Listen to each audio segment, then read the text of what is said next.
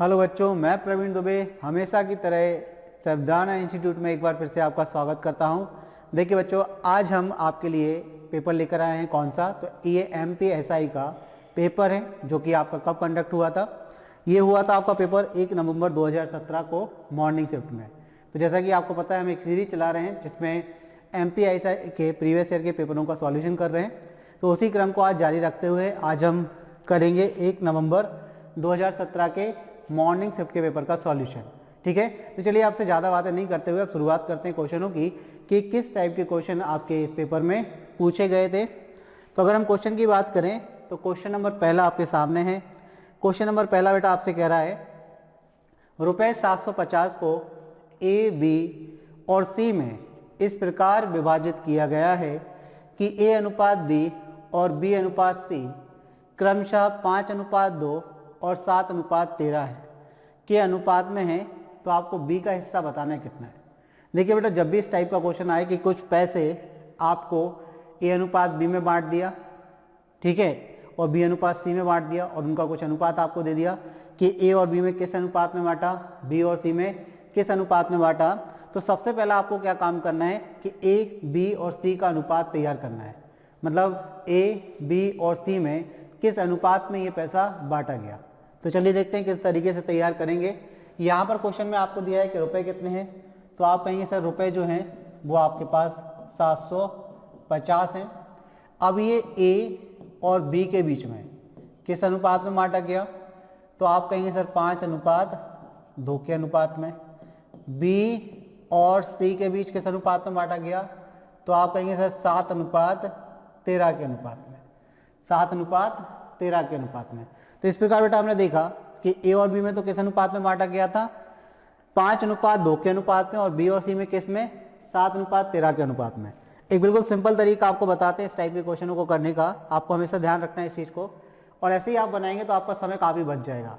जैसे हमने आपको बोला कि आपको निकालना है A अनुपात B अनुपात C, मतलब A, B और C के बीच में किस अनुपात में इस पैसे को बांटा गया, ये आपको बताना है। तो अब आप क्या करेंगे बेटा, यहाँ पर देखिए, अगर आपका एक अनुपात A से शुरू हो रहा है, B से खत्म हो रहा है, और दूसरा भी जहाँ ये खत्म हुआ B वहीं से शुरू हो, जैसे ये A अनुपात B है तो B पर खत्म हुआ, ये B अनुपात C है मतलब ये B पर खत्म हुआ था, ये B से शुरू हो गया। तो जब भी आपके पास इस फॉर्मेट में क्या दिया है, अनुपात दिया है, तो आप क्या करेंगे, वर्टिकली मल्टीप्लाई करेंगे, मतलब सीधा गुणा। 5 का 7 में गुणा मल्टीप्लाई कर देंगे तो 35 हो जाएगा। तो ये एक ही वैल्यू आ गई, अनुपात। फिर कर देंगे आप क्रॉस मल्टीप्लाई, यानी कि 2 का 7 में, तो आप कहेंगे सर 14 अनुपात। फिर कर देंगे वर्टिकली मल्टीप्लाई, तो 13 दूनी 26, ये आ गई आपकी C की वैल्यू। तो हम कह सकते हैं बेटा कि यहाँ पर A को 35 यूनिट, तो B को 14 यूनिट और C को 26 यूनिट का पैसा मिला। यानी कि टोटल कितना हुआ, तो आप कहेंगे सर टोटल के लिए इन सब का सम कर दीजिए। तो आप देखिए 26 और 14 40 और 35 कितना, तो आप कहेंगे सर 75 यूनिट पैसा इन तीनों को कुल मिलाकर मिला। जबकि पैसा कितना था, तो आप कहेंगे सर 750 रुपये। तो हम कह सकते हैं कि 75 यूनिट की वैल्यू 750 रुपये के बराबर होगी। ठीक है, 1 यूनिट की वैल्यू, तो आप कहेंगे सर 1 यूनिट की वैल्यू 10 रुपये के बराबर हो जाएगी। तो जब 1 यूनिट की वैल्यू 10 रुपये के बराबर है, आपसे पूछा क्या गया है, B का हिस्सा ज्ञात करें। तो B कितने यूनिट है भाई, तो आप कहेंगे 14। तो 14 यूनिट की वैल्यू कैसे निकालेंगे, दोनों तरफ आप 14 से मल्टीप्लाई कर दीजिए, कितना हो जाएगा 140 रुपये। तो हम कह सकते हैं कि B को कितना रुपये मिला भाई, इस 750 में से B को कितना मिला, तो आप कहेंगे सर 140 रुपये। क्लियर होगी बात। चलिए, तो इस प्रकार अगर हमने देखा कि 140 आंसर आया B का, किस ऑप्शन में है, तो आप कहेंगे सर ऑप्शन A में। तो ऑप्शन A क्या हो गया आपका आंसर। क्लियर है। चलिए नेक्स्ट क्वेश्चन की तरफ बढ़ते हैं। क्वेश्चन नंबर सेकंड देखिए क्या कह रहा है भाई आपसे। क्वेश्चन नंबर दूसरा आपसे कह रहा है भाई कि यहाँ पर आपको दिया है A और B किसी काम को 15 दिन में कर सकते हैं, B अकेला उसी काम को 20 दिन में कर सकता है, तो A अकेले उस काम को कितने दिनों में करेगा, ये आपको बताना है। देखिए टाइम एंड वर्क का क्वेश्चन है, तो जब भी आपके पास बेटा टाइम एंड वर्क यानी कि समय और कार्य का क्वेश्चन आएगा तो आपको दो चीज़ों पर फोकस करना है। पहला तो आपको निकालना है कार्य यानी कि वर्क, वो वर्क कितना है जो ये दोनों व्यक्ति करते हैं। दूसरी चीज़, इन दोनों व्यक्तियों की क्षमता कितनी कितनी है, तो आपको क्षमता पर काम करना पड़ेगा यानी कि इफ़िशियंसी, जिसको हम जानते हैं इफ़िशियंसी के नाम पर। तो आपको इफ़िशियंसी का पता लगाना होगा कि इन दोनों व्यक्तियों की अलग अलग क्षमताएं क्रमशः क्या है। तो अब आप देखिए, इन्होंने बोला है कि ए और बी किसी काम को 15 दिन में कर सकते हैं। तो अगर बेटा यहाँ पर ए और बी 15 दिन में कर सकते हैं तो आप क्या लिखेंगे, ए प्लस बी। दो व्यक्ति हैं, एक काम को कितने दिन में करते हैं, तो आप कहेंगे 15 दिन में। अब हम आपसे बात करें कि बी अकेला उस काम को कितने दिन में करता है, तो आप कहेंगे 20 दिन में। अब आपसे पूछा गया है कि ए अकेला उस काम को कितने दिन में करेगा। तो अगर बेटा आपको ए से काम करवाना है तो आपको ए की क्षमता चाहिए प्लस आपको वो काम चाहिए जो ए करेगा। तो काम कैसे निकालते हैं, तो जो आपको ए और बी 15 दिन में काम कर रहे थे, बी 20 दिन में काम कर रहा था, इनका एलसीएम ले लीजिए। तो आप कहेंगे सर 60 एलसीएम आएगा, यानी कि जो वर्क है, कार्य जो है वो कितना है, 60 यूनिट है। अब ये 60 यूनिट का काम ए और बी कितने दिन में करते हैं, 15 दिन में करते हैं। कितने दिन में करते हैं, 15 दिन में। तो बताइए एक दिन में ए और बी कितना करेंगे, तो आप 15 से भाग लगा दीजिए, 15 चौके 60। बी 20 दिन में 60 यूनिट काम करता है, एक दिन में कितना करेगा, तो आप कहेंगे सर 3, 20 दिया 60। तो अब आपको पता चल गया कि ए और बी की क्षमता कितनी है। तो आप कहेंगे सर ए और बी एक साथ मिलकर 4 यूनिट काम करते हैं, जबकि बी 3 यूनिट काम करता है। तो अगर हम ए और बी की क्षमता में से बी की क्षमता को माइनस कर दें तो बी से बी कैंसिल, तो ए की क्षमता कितनी आ गई, 1 यूनिट। यानी कि ए एक दिन में 1 यूनिट काम करता है। उससे आपको कितना काम करवाना है भाई, आपको 60 यूनिट का काम करवाना है। तो कितने दिन लेगा वो, तो आप कहेंगे सर दिन होता है कार्य बटे में क्या, क्षमता। जिस व्यक्ति से आपको काम करवाना है उसकी क्षमता। तो कार्य तो 60 यूनिट है, ए की क्षमता कितनी है, 1, यानी कि कितना दिन लेगा ए, तो आप कहेंगे सर 60 डेज, 60 दिन लेगा। यानी कि ए अकेला उस काम को करने में कितने दिन का समय लेगा, 60 दिन का। किस ऑप्शन में दिया है आपको, तो ऑप्शन ए में। तो आपको हमेशा ध्यान रखना है जब भी आपके पास टाइम एंड वर्क का क्वेश्चन आए ना बेटा, तो आपको बस दो चीज़ें मेन है, एक तो आपको वर्क और एक एफिशिएंसी यानी कि कार्य और क्षमता। अगर बेटा आपने ये दो चीज़ें निकाली ना तो टाइम एंड वर्क का कोई भी क्वेश्चन ऐसा पॉसिबल ही नहीं है जो आप ना कर पाओ। ठीक है ना, चलिए आगे बढ़ते हैं। क्वेश्चन नंबर 3 देखते हैं। क्वेश्चन नंबर 3 कह रहा है बेटा आपसे, ए एक काम का 1/3 भाग 5 दिन में करता है, जबकि बी काम के 40% भाग को 10 दिनों में कर सकता है। तो ए और बी दोनों मिलकर काम को कितने दिनों में खत्म करेंगे।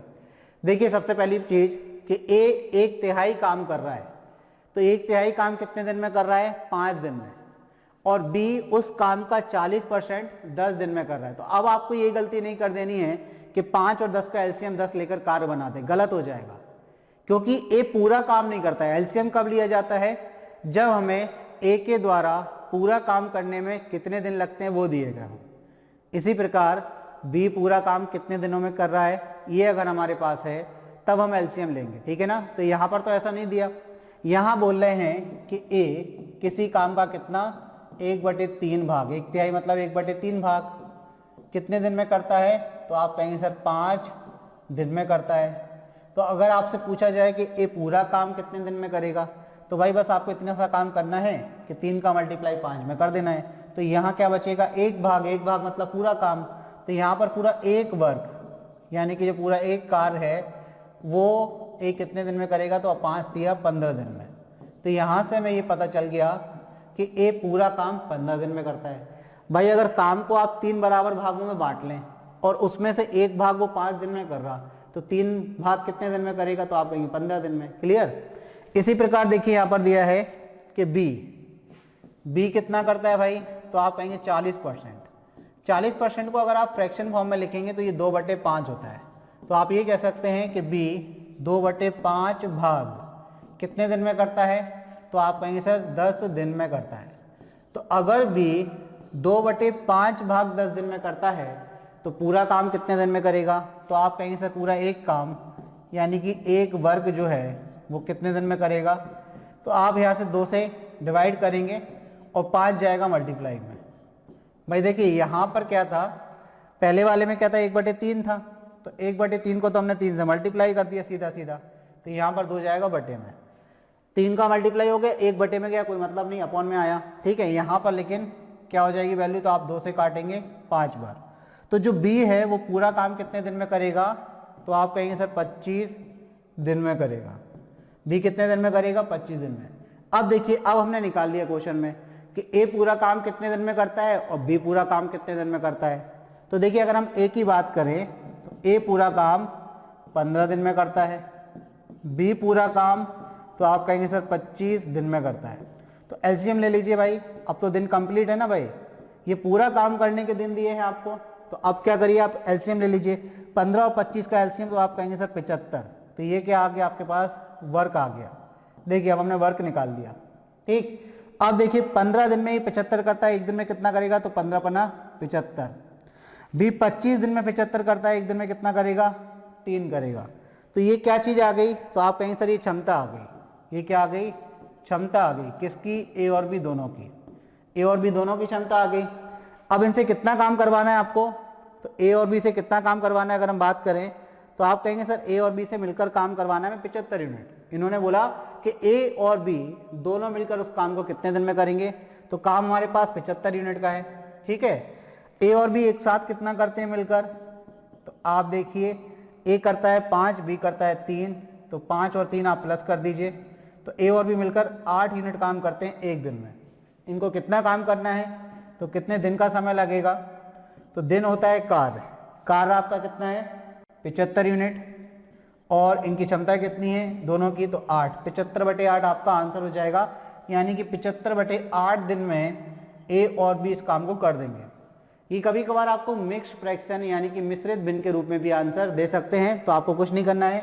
8 9 72, 8 9 72 होता है, कितना बचेगा 3, तो ये आपका बटे में 8, तो ये हो जाएगा आपका 9 सही 3/8। इस तरीके से भी आपका आंसर आ सकता है। ठीक है, ये ऑप्शन पे डिपेंड करता है। अभी उन्होंने आपको इम्प्रॉपर फ्रैक्शन में दिया, मिक्स्ड फ्रैक्शन में भी दे सकते हैं। ठीक है, आगे बढ़ते हैं। क्वेश्चन नंबर 4 देखिए बेटा, आप देखिए कोई क्वेश्चन किस तरीके से पूछे जा रहे हैं। पहले जो स्टार्टिंग के 2 क्वेश्चन थे वो आपके कितने, स्टार्टिंग के 2, अभी हमने जो रिसेंटली क्वेश्चन किए वो 2 क्वेश्चन देखिए टाइम एंड वर्क से थे। तो 2 क्वेश्चन, 3 क्वेश्चनों में से 2 क्वेश्चन टाइम एंड वर्क के आ गए, एक क्वेश्चन आपका रेशियो का आ गया। तो आप देखिए एक क्वेश्चन रेशियो का आ गया, 2 क्वेश्चन आपके टाइम एंड वर्क के बन गए। तीसरा क्वेश्चन देखिए किसका है आपका, छमाही रूप से संयोजित है चक्रवृद्धि ब्याज का क्वेश्चन आ गया। किसका आ गया, चक्रवृद्धि ब्याज का क्वेश्चन आ गया। तो देखिए यहां पर बोल रहे हैं कितने समय में 1000 रुपए की राशि 20% वार्षिक ब्याज की दर से 1331 रुपए हो जाएगी, जबकि ब्याज प्रति छमाही संयोजित है। ठीक है, यहां पर ब्याज की दर आपको 20% वार्षिक दी है, लेकिन उसका संयोजन कैसे हो रहा है, उसकी कैलकुलेशन कैसे हो रही है, हर 6 महीने में हो रही है। तो हम जानते हैं कि जब छमाही रूप से ब्याज की गणना करते हैं तो दर को हम आधा कर देते हैं। दर को हम क्या करते हैं, आधा कर देते हैं। तो चलिए क्या करेंगे इस क्वेश्चन में, तो सबसे पहले हम लिखेंगे कि प्रिंसिपल यानी कि मूलधन कितना है। तो मूलधन की बेटा बात करें तो यहाँ पर 1000 रुपए की राशि है। मिश्रधन कितना हो जाता है, तो आप अमाउंट की बात करेंगे कि अमाउंट 1331 रुपए हो जाती है। ठीक है, अच्छा ब्याज की दर की हम बात करें कि दर कितनी दी है, तो आप कहेंगे सर दर जो है वो 20% वार्षिक है, ईयरली है, लेकिन इसका संयोजन यानी कि कैलकुलेशन कैसे की जा रही है, छमाही रूप से की जा रही है। तो अगर ब्याज की वार्षिक दर दी है लेकिन उसकी कैलकुलेशन छमाही रूप से कर रहे हैं, तो इसका मतलब आपको क्या करना है बेटा, दर को आधा करना है। तो दर को आधा कर देंगे हम, क्योंकि कैलकुलेशन छमाही रूप से हो रही है, तो दर को आधा कर दीजिए। आधा कर देंगे तो ब्याज की दर कितनी है, 10% प्रति छमाही है। ठीक है, ये छमाही रूप से हो गई। अब आपको पता है कि हम दर कैसे निकालते हैं, और नहीं पता है तो फिर से सुन लीजिए। दर निकालने के लिए आपको क्या करना है, 1 साल के यानी कि पहले साल के मिश्रधन का किससे अनुपात तैयार करना है आपको। अच्छा यार दर नहीं पूछा है, दर तो दी गई है ऑलरेडी। यहाँ बेटा आपको समय पूछा है, कितने समय में, तो समय अगर आपको पूछा गया तो हम कैसे निकालते हैं भाई, मिश्रधन का मूलधन से अनुपात तैयार कर लेते हैं, और जो हमारे पास दर दी रहती है रेट ऑफ इंटरेस्ट, हम उससे मिश्रधन का मूलधन का अनुपात बनाते हैं 1 साल का। और आपको पता है कि हम बोलते हैं कि n साल बाद इतना अनुपात हो जाएगा, उसकी पावर n करके कंपेयर कर देते हैं। चलिए देखिए, अगर आपको पता है, थोड़ा सा बेसिक आपने पढ़ा हुआ है तो आसानी से कर लेंगे। यहाँ पर अगर हम अमाउंट टू प्रिंसिपल का मिश्रधन का मूलधन से अनुपात बनाएं तो 1331 बटे कितना हो जाएगा 1000। इसको आप लिख सकते हैं 11/10 की होल घात 3, क्योंकि आपको पता है 1331 11 का घन होता है और 1000 10 का घन होता है।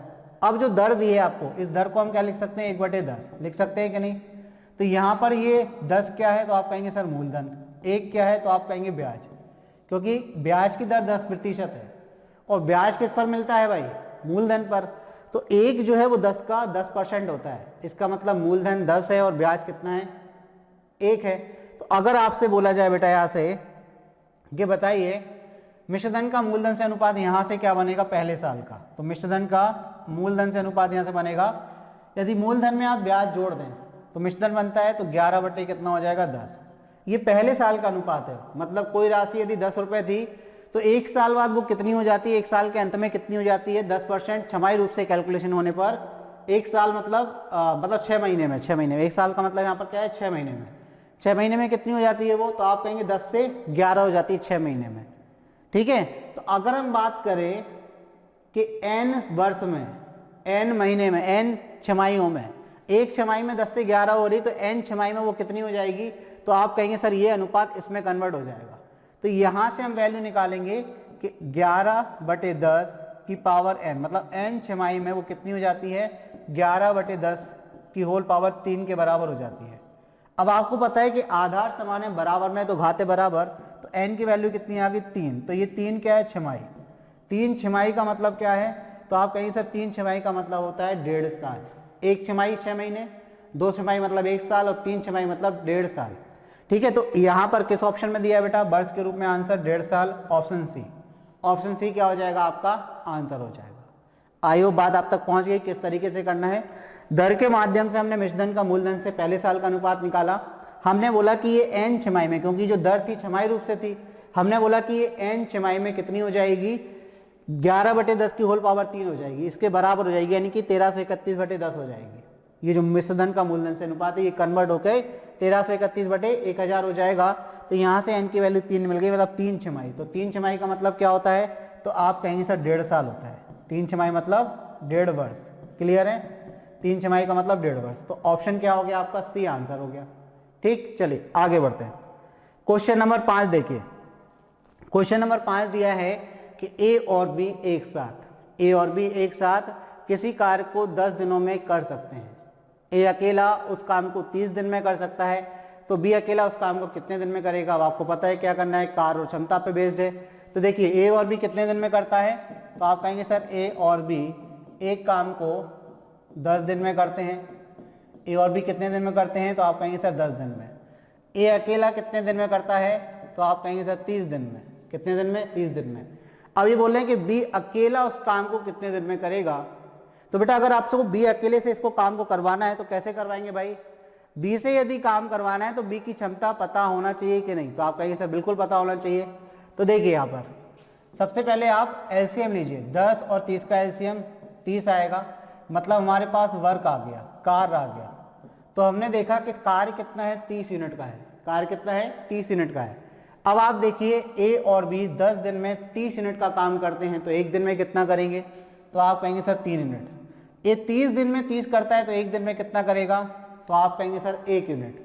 तो यहां से क्या पता चल गया, तो यहां से आपको पता चल गया भाई ए और बी की क्षमता। ए और बी की क्षमता कितनी, तो आप कहेंगे 3 यूनिट। ए की क्षमता कितनी, 1 यूनिट। अगर ए और बी की क्षमता में से आप एक की क्षमता को माइनस कर दें तो बी की क्षमता कितनी आ गई, 2 यूनिट। यानी कि बी एक दिन में कितना काम करता है, तो आप कहेंगे सर 2 यूनिट का। तो उससे कितना काम करवाना है भाई आपको, 30 यूनिट का काम करवाना है, तो कितने दिन में करेगा, तो आप कहेंगे सर दिन बराबर होता है कार्य जो आपको कार्य करवाना है और क्षमता जिस व्यक्ति से आपको कार्य करवाना है उसकी क्षमता। तो कार्य कितना है 30 यूनिट, क्षमता कितनी है व्यक्ति की 2, तो बैक दे दीजिए भाई 15 दिन। यानी कि 15 दिन में भाई ये क्या कर लेगा, काम को कंप्लीट कर लेगा। ये आपका आंसर हो जाएगा। यानी कि बी जो है कितने दिन में उस कार्य को कंप्लीट कर लेगा, तो आप कहेंगे सर 15 दिन में। किस ऑप्शन में दिया है 15, तो ऑप्शन बी में दिया हुआ है, तो ऑप्शन बी क्या हो गया आपका आंसर। ठीक है, अब देखिए तीसरा क्वेश्चन आ गया टाइम एंड वर्क का, जो आपका पेपर हम सॉल्यूशन कर रहे हैं 1 नवंबर 2017 के मॉर्निंग शिफ्ट का, मतलब तीसरा क्वेश्चन आ गया। तो आप देखिए कि टाइम एंड वर्क का वेटेज यहाँ 3 नंबर का हो गया है, 3 नंबर का केवल टाइम एंड वर्क से पूछ लिया गया है। ठीक है, तो अगर आपका टाइम एंड वर्क स्ट्रॉन्ग है तो आपके 3 नंबर कंफर्म है, अगर थोड़ा बहुत वीक है तो इसको स्ट्रॉन्ग कर लीजिए। चलिए आगे बढ़ते हैं, क्वेश्चन नंबर 6 देख लेते हैं। देखिए क्वेश्चन नंबर 6 क्या कह रहा है। क्वेश्चन नंबर 6 कह रहा है भाई 1500 की धनराशि पर 3 वर्षों में 2 भिन्न भिन्न स्रोतों से प्राप्त साधारण ब्याज का अंतर 13.50 है, यानी कि 13.50 है, तो उनकी ब्याज दरों का अंतर बताइए। उनकी ब्याज दरों का अंतर बताइए। पहले हम समझेंगे कि ये कैसे हुआ, फिर इसको डायरेक्ट बताएंगे आपको, मतलब डायरेक्ट बता देंगे फिर आप यही कहेंगे कैसे हुआ सर ये। तो पहले हम समझ लें कि इसकी प्रोसेस क्या है, ये क्या कहना चाह रहा है क्वेश्चन, और उसके बाद हम डायरेक्ट कैसे करेंगे इस क्वेश्चन को, वो भी आप समझेंगे। ठीक है, इन्होंने बोला कि 1500 रुपए की धनराशि पर 3 वर्षों में 2 भिन्न भिन्न स्रोतों से प्राप्त साधारण ब्याज का अंतर 13.50 है, तो उनकी ब्याज दरों का अंतर बताना है। समझिए क्या कहना चाह रहा है कि एक स्रोत, मतलब मान के चलिए ये बैंक फर्स्ट है, इसमें आपने 1500 रुपए जमा किए, इस बैंक ने आपको कुछ परसेंटेज दिया, यानी कि R1% ये आपको देता है सालाना। आपने कितने 3 साल के लिए इस बैंक में पैसा जमा किया। अब हम बात करते हैं दूसरे बैंक की, क्योंकि आपने 2 भिन्न भिन्न स्रोतों में क्या हुआ, पैसा को जमा किया। अब 2 भिन्न भिन्न स्रोतों में जमा किया, तो हमने बोला कि सेकंड बैंक है, उसमें भी आपने कितना जमा किया 1500 रुपए। ब्याज की दर ये कितना देता है आपको R2%। कितने साल के लिए जमा किया आपने 3 साल के लिए। और ब्याज की दर कैसी है साधारण, मतलब पहला बैंक भी आपको साधारण ब्याज देता है, यानी कि हर बार मूलधन पर वो ब्याज की गणना करता है, और दूसरा बैंक भी बेटा आपको साधारण ब्याज देता है, यानी कि वो भी हर बार यानी कि हर साल मूलधन पर ब्याज की गणना करता है। तो अब आप समझिए इन्होंने बोला है कि 3 साल में 2 भिन्न भिन्न स्रोतों से 1500 रुपए पर जो ब्याज का अंतर है वो 1350 है। तो हमने कहा कि पहले बैंक से आपको कितना ब्याज मिलेगा, तो पहले बैंक का आप क्या निकालेंगे, सिंपल इंटरेस्ट 3 का, तो आप कहेंगे SI, ये SI फर्स्ट हो गया पहले बैंक का। तो PRT यानी कि 1500 मूलधन, R मतलब दर R1%, और 3 साल परसेंट हटाते हैं तो अपॉन में क्या आ जाता है 100, यानी कि यहां से आपको इतना ब्याज मिल गया पहले बैंक से। अब अगर हम दूसरे बैंक से बात करें कि दूसरे बैंक से कितना मिला, तो ये आपका SI2 हो गया। ठीक है, ये क्या हो गया SI2। P यानी कि आप कहेंगे सर 1500, R यानी कि R2%, और समय कितना 3 साल, और बटे में कितना 100। अब आप देखिए थोड़ा सा इसको कैलकुलेशन कर लीजिए, तो आप जब इसको कैलकुलेट करेंगे तो 2 जीरो से 2 जीरो कैंसिल, ये कितना हो गया 15 45, तो 45 R1% आपको यहां से ब्याज मिला। ठीक है, 45 R1% पहले बैंक से ब्याज मिला। दूसरे से देखिए, अगर हम दूसरे बैंक से बात करें 2 जीरो से 2 जीरो कैंसिल, तो यहां भी कितना 45 R2 आपको यहां से ब्याज मिला। इन्होंने पूछा है कि ब्याज की दरों का अंतर क्या है, यानी कि आपको R1 माइनस R2% ही ज्ञात करना है। आपको ज्ञात करना है क्या, R1 माइनस R2%, यही आपको ज्ञात करना है। ब्याज की दरों का अंतर ही आपको बताना है। तो यहाँ से हम कह सकते हैं कि 45 R1 ब्याज ज़्यादा है, तो इसका अंतर 45 R2 से कितना है, तो आप कहेंगे सर ये दिया है 13.50। यहाँ से अगर आप 45 कॉमन लेते हैं बेटा, तो बताइए R1 माइनस R2 बराबर में कितना आया, तो 13.50। तो R1 माइनस R2 की वैल्यू कितनी आएगी, तो आप कहेंगे सर R1 माइनस R2 हो जाएगा 13.50, और बटे में कितना 45। ठीक है, कितना 45, पॉइंट हटा दीजिए, तो जीरो लगा दीजिए, 1 जीरो से 1 जीरो कैंसिल। ठीक है, अब देखिए किससे कट रहा है, तो आप काट दीजिए। आप जब इसको काटना शुरू करेंगे तो ये 15 से काट दीजिए, 15 दाश्रम 15 × 45, 15 से काट दीजिए सीधा, 15 × 30 दाश्रम नहीं हो जाएगा, 15 × 45 10 दाश्रम होगा वो, तो 15 × कितना कर दीजिए बेटा 45, तो 15 × 45 30 आ गया। 15 से काटा, 15 नंबर 135। ठीक है, अभी आपका कितना आ गया, तो 3 से काटेंगे आप, 9/30 हो गया। जब आप 3 से काटेंगे तो ये 10 बार कटेगा, 3 से ये 3 बार, 3 को भाग लगाएंगे 10 से तो 0.3%, यानी कि जो दोनों बैंकों की ब्याज की दरों का अंतर है वो 0.3% का है। कितना है? 0.3% का। अब थोड़ा सा आप इसको समझने की कोशिश करिए। ये इतनी कैलकुलेशन आप क्या पेपर में कर सकते हैं? इतना समय आप पेपर में दे सकते हैं क्या? बिल्कुल दे सकते हैं। जब हमें नहीं आएगा और हमें यही तरीका आएगा तो आप ऐसे ही कैलकुलेशन करेंगे। ठीक है, यहां से आप कंक्लूजन निकालिए कि अगर हम 1500 नहीं काटते, यहाँ R1% लिखते, यहाँ R2% लिखते, तो आप यहां से एक कंक्लूजन निकालिए कि R1 और R2% का जो डिफरेंस होता, 1500 कहाँ जाता? इस 13.5 के बटे में जाता और 3 भी बटे में जाता। कहाँ जाता? बटे में, इस पूरे के अपॉन में आता। करके देख लेना आप। अब हम आपको बताते हैं भाई कि कैसे आपको इसको ईजी करना है क्वेश्चन को। ठीक है, कैसे ईजी करना है? तो आप बताइए, 3 सालों में मूलधन तो समान है ना दोनों बैंकों में, 1500 पहले बैंक में, दूसरे बैंक में भी 1500, मूलधन तो समान है। 3 सालों में जो ब्याज की दरों में अंतर होगा वो आपको बताना है, लेकिन ब्याज में जो अंतर आता है 3 साल में साधारण ब्याज का अंतर वो 13.50 आता है। तो 1 साल का ब्याज का अंतर क्या होगा? तो अगर हमने बोला कि यहाँ पर आपका जो ब्याज का अंतर है 3 साल का, वो कितना है? 13.50 है। तो 1 साल का ब्याज का अंतर क्या होगा? तो आप कहेंगे सर 1 साल के ब्याज का अंतर होगा 13.50 बटे में कितना? 3 से काटेंगे भाई इसको, तो आपने कहा बिल्कुल काट दीजिए। 3 चौके 12, 1 बचेगा, 3 पंचे 15, यानी कि 1 साल का जो ब्याज का अंतर है वो कितना है? 4.5 रुपए के बराबर है। अब 1 साल का जो अंतर आया वो 4.5 रुपए के बराबर आया। अच्छा, ये अंतर किस पर है? दोनों जगह मूलधन समान थे ना, तो यानी कि 1500 रुपए पर ब्याज का अंतर है। अगर ये 1500 पर ब्याज का अंतर है 3 साल 1 साल का, तो ब्याज की दर क्या रही होगी? ब्याज की दरों में अंतर निकाल सकते हैं आसानी से। तो आप कहेंगे सर बिल्कुल आसानी से निकाल सकते हैं, क्योंकि 1 साल का ब्याज का अंतर 4.5 है, वो भी 1500 रुपए पर है, तो ब्याज की दर में अंतर कितना आएगा? तो जो दरों में अंतर आएगा, यानी कि R1 माइनस R2% का जो अंतर आएगा, उनकी दरों में जो अंतर होगा वो किसके बराबर होगा? आप कहेंगे सर 4.5 का अंतर मिलेगा हमें 1500 पर, इंटू क्या कर देंगे? 100। भाई 1500 पर ही तो मिल रहा है दोनों जगह से, तो आपने 2 जीरो से 2 जीरो काट देने हैं, भाग नहीं जा रहा है तो दशमलव पहले आ जाएगा, 15 दिए 45, यानी कि ब्याज की दरों का अंतर कितना है? 0.3%। 0.3%। अब आपको बात समझ में आ गई? भाई 3 साल के साधारण ब्याज का अंतर 13.50 था, 1 साल का कितना है? 4.5 है। अब ब्याज तो किस पे मिलता है? मूलधन पर, तो यानी कि 4.5 1500 का कितना परसेंट है? तो आपने कहा सर 0.3% है, यानी कि यही इनकी ब्याज की दरों का अंतर है। तो इस टाइप का क्वेश्चन अब नेक्स्ट टाइम आ जाएगा ना बेटा, तो आपको डायरेक्ट करना है, ध्यान रखना है इस तरीके से। क्लियर? आगे बढ़ते हैं, क्वेश्चन नंबर 7 देखते हैं। क्वेश्चन नंबर 7 क्या कह रहा है आपसे? बोले यदि 2 संख्याओं का योग 9 है तथा इन संख्याओं के वर्गों का योग 41 है, तो संख्याओं का गुणनफल क्या होगा? तो संख्याओं का आपको गुणनफल बताना है। चलिए देख लेते हैं किस तरीके से क्वेश्चन सॉल्व होगा। 2 संख्याएं हैं, हमने बोला एक संख्या कितनी है? x है, और दूसरी संख्या कितनी मान ली? y।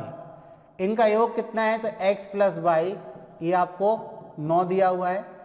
इनके वर्गों का योग यानी कि x square plus Y square, ये आपको कितना दिया है? तो आप कहेंगे सर 41 दिया हुआ है। 2 संख्याओं का योग 9 है और उनके वर्गों का योग बेटा 41 है, तो उनका गुणनफल आपको ज्ञात करना है। तो यहाँ पे आपको एक फॉर्मूले का इस्तेमाल करना पड़ेगा। वो फॉर्मूला आप समझ लीजिए क्या है। देखिए वो फॉर्मूला आप देख लीजिए। हम जानते हैं x प्लस वाई का होल स्क्वायर क्या होता है? तो आप कहेंगे sir X square plus Y square plus 2xy, यानी कि ये a प्लस बी का होल स्क्वायर का फॉर्मूला है। अब आपको गुणनफल निकालना है उनका, उन संख्याओं का गुणनफल, यानी कि x इंटू वाई निकालना है। आपको निकालना क्या है? x इंटू वाई निकालना है। तो कैसे निकालेंगे? तो देखिए यहाँ से आपकी वैल्यू आएगी 2xy बराबर x प्लस वाई का whole square minus X square plus Y square, ये ब्रैकेट में, ठीक है, ये ब्रैकेट में। तो यहाँ से आप अगर 2 से और डिवाइड कर देंगे तो आपके पास गुणनफल आ जाएगा। चलिए, तो आपको क्लियर हो गई ये बात। अब में क्या करना है? देखिए हमारे पास वैल्यूज हैं, हमारे पास x प्लस वाई है, X square plus Y square भी है। तो यहाँ पर हम x प्लस वाई की वैल्यू रखेंगे कितना? तो आप कहेंगे सर 9 का square. X square minus Y square कितना? तो आप कहेंगे सर 41। तो 2xy की वैल्यू आ जाएगी। तो यहाँ पर ये हो जाएगा आपका 81 9 का वर्ग, और उसमें से 41 माइनस होगा तो कितना हो गया? 40। ये 40 आ गया तो हमारे पास 2xy की वैल्यू कितनी हो गई, तो आप कहेंगे सर 40, 2 से ही कैंसिल, तो x इंटू वाई की वैल्यू कितनी हो गई, तो आप कहेंगे सर 20, x इंटू वाई की वैल्यू कितनी हो गई 20। तो आपका आंसर कितना आ गया, x इंटू वाई बराबर 20। किस ऑप्शन में दिया है बेटा, अगर हम ऑप्शन की बात करें कि किस ऑप्शन में दिया है 20, तो ऑप्शन सी में दिया हुआ है, ऑप्शन सी में दिया हुआ है। ठीक है, अब एक तरीका और हो सकता है इस क्वेश्चन को करने का, वो तरीका देखिए क्या है। ये तो हमने पूरा मेथड से देख लिया अपन ने, ठीक है ना, अपने मेथड से समझ लिए कि भाई पूरा मेथड लगाएंगे तो क्या रहेगा, किस तरीके से करना रहेगा। अब इसको थोड़ा शॉर्ट करने का तरीका और देख लें। अगर आप दो संख्याएं ले लें जिनका योग कितना है 9 है, तो हमने बोला कि पहली संख्या 4, दूसरी संख्या 5, बताइए योग 9 होता है कि नहीं, तो आप कहेंगे सर बिल्कुल। इनके वर्गों का योग कितना है 41 है, तो पहली संख्या कितनी, तो आप कहेंगे वर्ग का योग यानी कि 16, 5 का वर्ग यानी कि 25, तो देखिए योग कितना आया 41 आया कि नहीं। यानी कि अगर आप सोच सकते हैं इतनी तेजी से कि दो संख्याएं वो कौन सी है जिनका योग 9 होगा और जिनके वर्गों का योग 41 होगा, ऐसी दो संख्याएं अगर आप दोनों इक्वेशन में सेटिस्फाई करा सकते हैं पेपर में, तो इससे इजी कुछ नहीं रहेगा फिर आपके लिए। आपने देखा कि दो संख्या हमने ली 4 और 5, तो उनका योग कितना 9, इनके वर्गों का योग कितना 41, तो यानी कि वो पहली संख्या कितनी है, तो आप कहेंगे 4, दूसरी संख्या कितनी है 5, उनका गुणनफल ज्ञात करना है यानी कि 4 इंटू 5 बराबर 20। तो देखिए इस प्रकार 20 आसानी से आप आंसर दे देंगे, आपको किसी फॉर्मूले की आवश्यकता भी नहीं रहेगी। क्लियर है बात।